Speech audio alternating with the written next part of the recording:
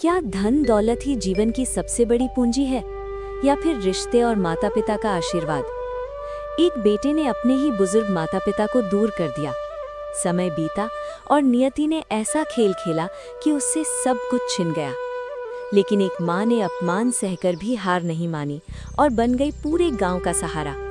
देखिए एक दिल को छू लेने वाली कहानी, जीवन की असली पूंजी, नियति का खेल, जो आपको सोचने पर मजबूर कर देगी।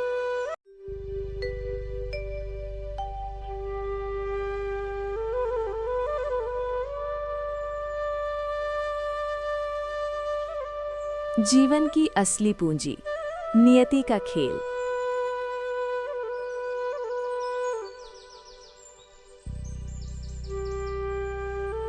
शहर के शोर शराबे से दूर आनंद नगर नाम की एक बेहद खूबसूरत वसाहत थी। वहाँ की सड़कें साफ सुथरी थीं, घर आलीशान थे और हर घर के बाहर खड़ी महंगी गाड़ियाँ वहाँ रहने वालों की संपन्नता की गवाही देती थी। नाम के अनुरूप ही वहाँ के परिवार ऊपरी तौर पर बहुत खुश और सुखी दिखते थे। पड़ोसियों के बीच अच्छा तालमेल था। शाम को क्लब हाउस में महफिलें जमती थीं और त्योहार बड़ी धूमधाम से मनाए जाते थे। इन्हीं परिवारों में से एक था राहुल और राधिका का परिवार। राहुल शहर की एक नामी मल्टीनेशनल कंपनी में सीनियर इंजीनियर था। उसका वेतन इतना था कि वो हर सुख सुविधा खरीद सकता था। राधिका एक संपन्न और उच्च शिक्षित परिवार से थी। उसके विचार स्वतंत्र थे, लेकिन उन विचारों में अक्सर अहंकार की बू आती थी। उनका 7 साल का बेटा रोहन इस घर की रौनक था, लेकिन इस आलीशान घर की चमक के पीछे एक अंधेरा कोना भी था, जहां रिश्तों की गर्माहट खत्म हो चुकी थी। शहर से कई मील दूर एक छोटे से गांव में राहुल के बूढ़े माता पिता रहते थे। उसके पिता जनार्दन जी गांव के प्राइमरी स्कूल में शिक्षक थे। पूरा गांव उनका सम्मान करता था। सादा जीवन और उच्च विचार ही उनकी पूंजी थी। अब वे 70 साल के हो चुके थे और सेवानिवृत्त थे। ढलती उम्र के साथ उनका शरीर साथ छोड़ रहा था। जनार्दन जी की बस एक ही इच्छा थी, अपने जीवन के अंतिम दिन अपने बेटे और पोते के साथ बिताएं। उन्होंने कई बार राहुल से शहर चलने की इच्छा जताई, लेकिन राहुल हर बार कोई न कोई बहाना बना देता। कभी वो कहता पिताजी शहर में जगह कम है, तो कभी कहता वहाँ का प्रदूषण आपकी सेहत बिगाड़ देगा। असलियत ये थी कि राधिका को अपने सास ससुर का साथ रहना पसंद नहीं था। उसे लगता था कि ग्रामीण विचारों वाले ये बूढ़े लोग उसकी मॉडर्न लाइफस्टाइल में बाधा बनेंगे। राहुल महीने 2 महीने में कुछ पैसे गांव भेजकर अपनी जिम्मेदारी पूरी कर लेता था।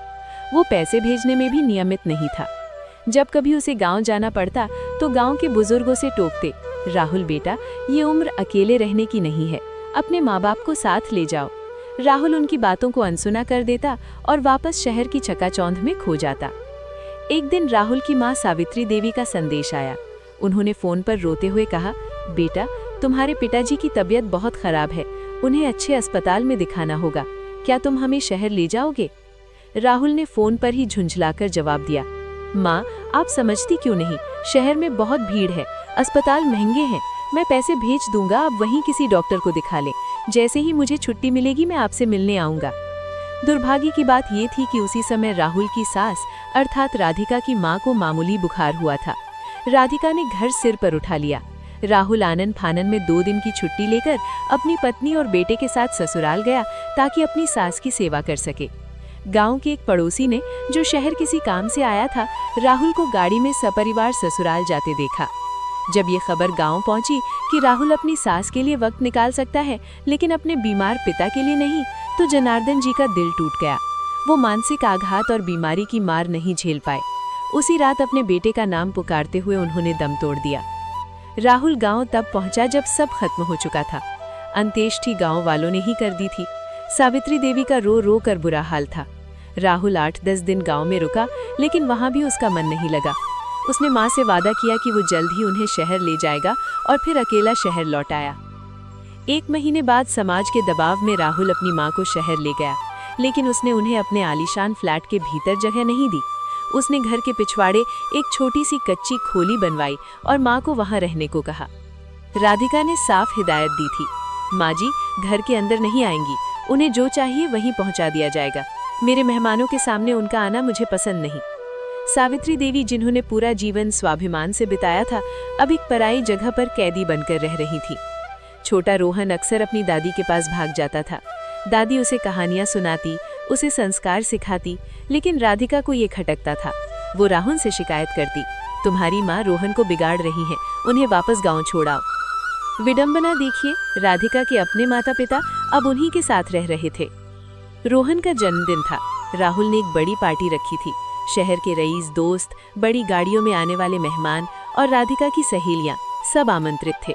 घर को फूलों और रोशनी से सजाया गया था। राधिका और उसके माता पिता ने महंगे रेशमी वस्त्र पहने थे।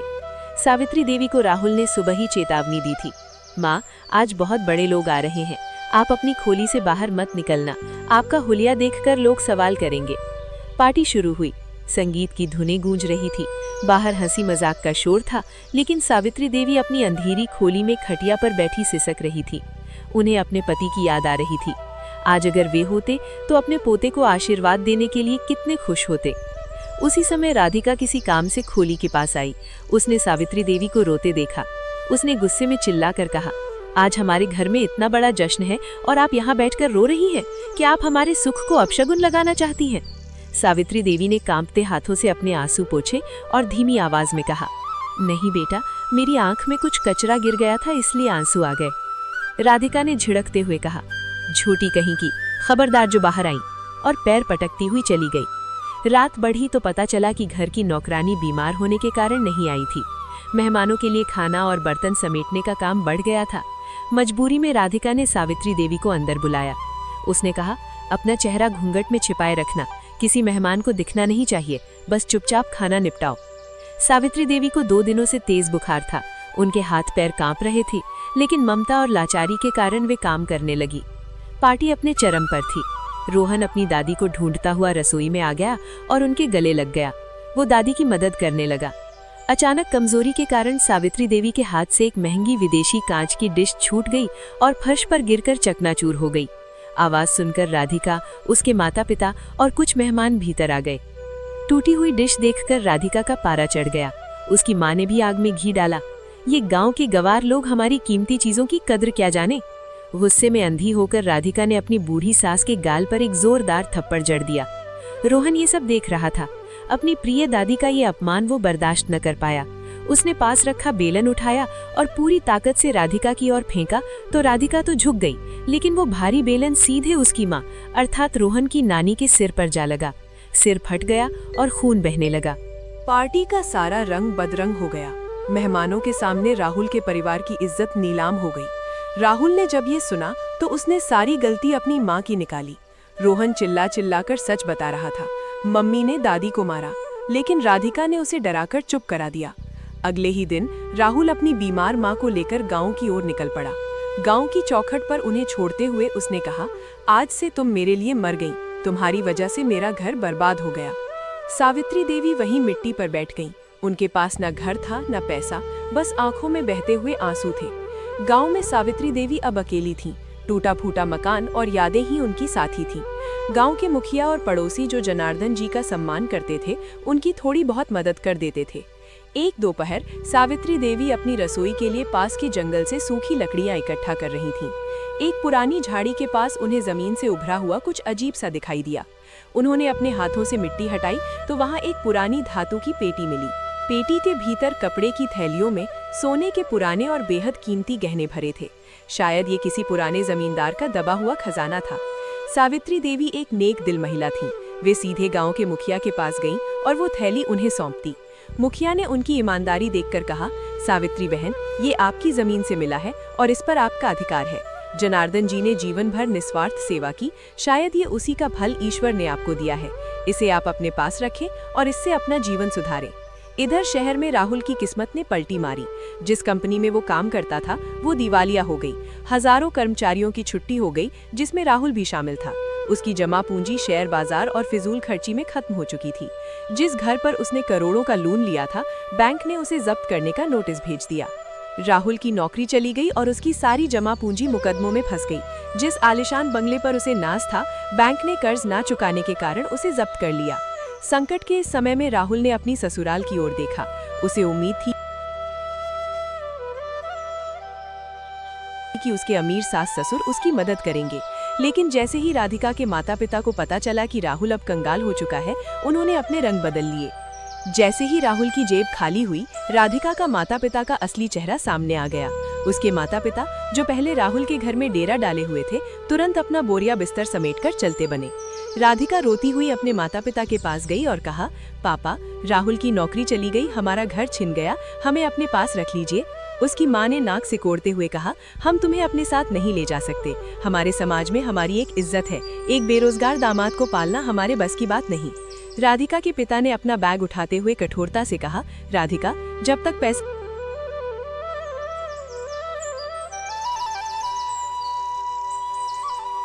था तब तक सब ठीक था। अब तुम जानो और तुम्हारा पति, तुम्हारी किस्मत तुम्हारे साथ है। और याद रखना, एक विवाहित स्त्री का असली घर उसका ससुराल ही होता है। अब हमारे घर की तरफ मत देखना, हमारे पास आने की कोशिश भी मत करना। तुम्हारे सास ससुर का जो भी घर गांव में है, वहीं जाओ।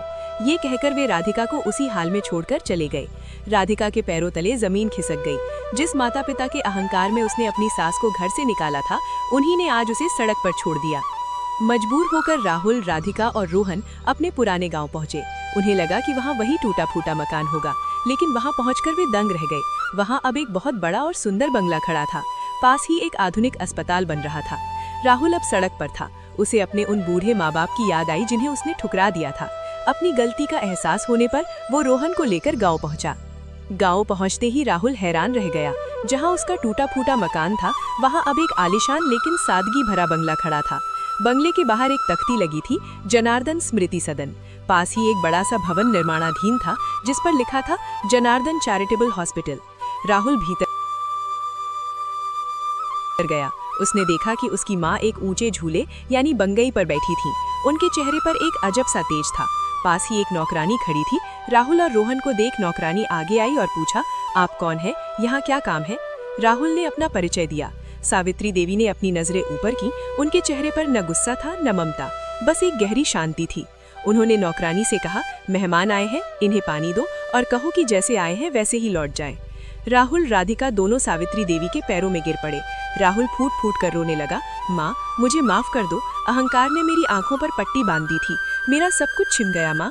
सावित्री देवी ने कठोर स्वर में कहा, वो माँ उसी दिन मर गई थी राहुल, जिस दिन तूने उसे गांव की सड़क पर लावारिस छोड़ दिया था। अब यहाँ तुम्हारी कोई माँ नहीं रहती, यहाँ सिर्फ इस गांव की माउली रहती है। अगर तुम भूखे हो तो खाना खा लो और फिर अपना रास्ता नापो। राहुल, राधिका ने बार बार क्षमा मांगी। सावित्री देवी का दिल भीतर से पिघल रहा था, लेकिन वे जानती थी कि अगर आज वो कमजोर पड़ी तो राहुल कभी अपने किए का प्रायश्चित नहीं कर पाएगा। रोहन दौड़कर अपनी दादी की गोद में बैठ गया। दादी ने उसे कसकर गले लगाया, लेकिन राहुल की ओर देखा तक नहीं। राहुल ने गांव के मुखिया के पास जाकर गुहार लगाई कि उसे उसके घर में रहने दिया जाए। मुखिया ने उसे डांटकर भगा दिया, जब तेरे पिता मर रहे थे तब तू कहाँ था? जब तेरी माँ सड़क पर थी तब तू कहाँ था? ये घर और संपत्ति तेरी माँ की है, तेरी नहीं। हताश होकर राहुल ने कोर्ट में केस किया कि संपत्ति पर उसका अधिकार है, लेकिन पूरे गांव ने कोर्ट में गवाही दी कि राहुल ने अपनी माँ को बेसहारा छोड़ दिया था और उन्हें मृत मान लिया था। कोर्ट ने फैसला सावित्री देवी के पक्ष में सुनाया। अंत में सावित्री देवी ने राहुल को एक मौका दिया। उन्होंने उसे अपने अस्पताल, जो अब बनकर तैयार हो चुका था, में एक साधारण क्लर्क की नौकरी दी और उसे गांव के एक छोटे से कमरे में अलग रहने को कहा। उन्होंने स्पष्ट कर दिया, तुम यहाँ एक कर्मचारी की तरह रहोगे, बेटे की तरह नहीं। रोहन मेरे पास रहेगा क्योंकि उसे अच्छे संस्कारों की ज़रूरत है। राधिका अब वहाँ स्कूल में पढ़ाने लगी थी। जिंदगी की असली कीमत वो जान गई थी। रोहन अब अपनी दादी के साथ रहने लगा। सावित्री देवी ने अपने शेष जीवन को गांव के उत्थान में लगा दिया। राहुल और राधिका अब उस आलीशान बंगले को बाहर से देखते थे और अपनी उन गलतियों पर पश्चाताप करते थे जिन्होंने उन्हें अपनों से दूर कर दिया था। गांव के लोग आज भी कहते हैं, धन और यौवन तो मेहमान है, लेकिन माँ का आशीर्वाद और संस्कार ही वो संपत्ति है जो अंत तक साथ निभाती है। सावित्री देवी ने उस खजाने के पैसे से न केवल अस्पताल बनवाया, बल्कि गांव के स्कूल को भी आधुनिक बनाया। वे अब पूरे इलाके की माउली यानी माँ बन चुकी थी। राहुल ने धीरे धीरे सेवा और सादगी का महत्व समझा। उसे समझ आ गया था कि पैसा आता जाता है, लेकिन माता पिता का आशीर्वाद और संस्कार ही जीवन की असली पूंजी है। रोहन अपनी दादी के साए में बड़ा होने लगा, एक ऐसा इंसान बनने के लिए जो रिश्तों की कीमत समझता था।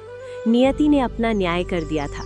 राधिका, जो कभी गांव के लोगों को गंवार समझती थी, अब पूरी तरह बदल चुकी थी। उसने प्रायश्चित करने के लिए गांव के प्राइमरी स्कूल में बच्चों को पढ़ाने का निर्णय लिया।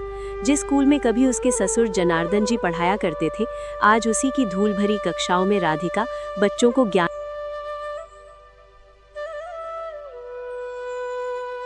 बांट रही थी। उसने आधुनिक शिक्षण विधियों और अपनी शिक्षा का उपयोग गांव के गरीब बच्चों का भविष्य संवारने में लगाया। धीरे धीरे वो बच्चों की प्रिय मैडम बन गई। राहुल और राधिका अब उस छोटे से घर में मेहनत की कमाई से रहने लगे थे। उनकी स्थिति अब स्थिर और सम्मानित हो गई थी। एक दोपहर गांव की धूल उड़ाती हुई एक महंगी सफेद गाड़ी राधिका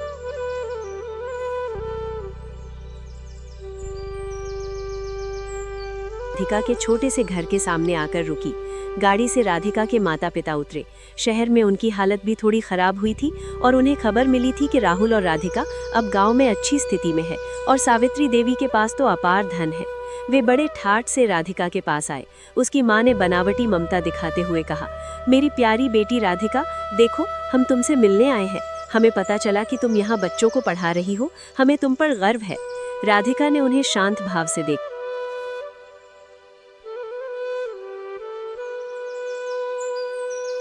लेकिन उसकी आंखों में अब वो पुराना मोह नहीं था।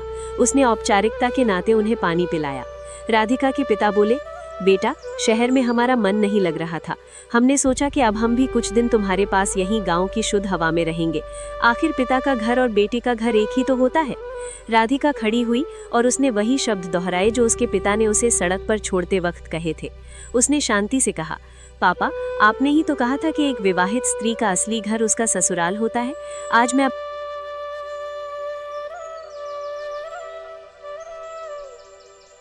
अपने ससुराल में हूँ, अपनी माँ सावित्री देवी के साये में। आपने तो उस दिन हमारा हाथ छोड़ दिया था जब हमें आपकी सबसे ज्यादा जरूरत थी। राहुल भी वहीं खड़ा था। उसने कहा, हम आपके माता पिता हैं, हम आपका अनादर नहीं करेंगे, लेकिन इस घर में अब केवल उन्हीं के लिए जगह है जिन्होंने मुश्किल वक्त में हमारा साथ दिया। जब माँ सावित्री देवी सड़क पर थी तब हमने गलती की थी, और जब हम सड़क पर थे तब आपने हमें ठुकराया। हम अब अपनी माँ की सेवा और इस गांव के बच्चों के भविष्य के लिए समर्पित हैं। राधिका ने स्पष्ट शब्दों में कहा, आज आप मेहमान बनकर आए हैं, भोजन कीजिए और आराम से लौट जाइए, लेकिन यहाँ में कहा, आज आप मेहमान बनकर आए हैं, भोजन कीजिए और आराम से लौट जाइए, लेकिन यहाँ ठहरने की उम्मीद मत रखिएगा। मेरा घर, अब ये गांव और मेरा परिवार, मेरी माँ और मेरा बेटा रोहन है। राधिका के माता पिता का चेहरा शर्म से झुक गया।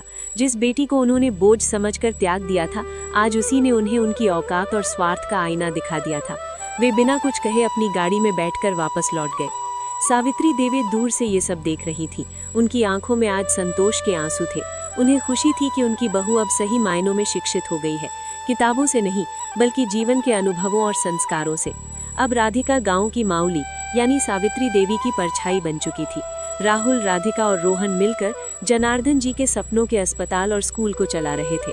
आनंद नगर की वो बनावटी चमक अब इस गांव की सच्ची सादगी और प्रेम के आगे फीकी पड़ गई थी। गांव की गलियों में आज भी एक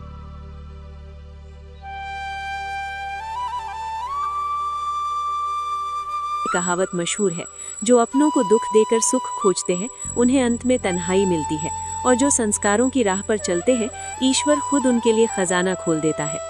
ये कहानी पसंद आई तो लाइक, सब्सक्राइब और शेयर करें, और आप किस तरह की कहानी चाहते हैं वो कमेंट करें। अगली कहानी में वो अंतर्भूत होगी। आपका बहुत बहुत आभार और धन्यवाद।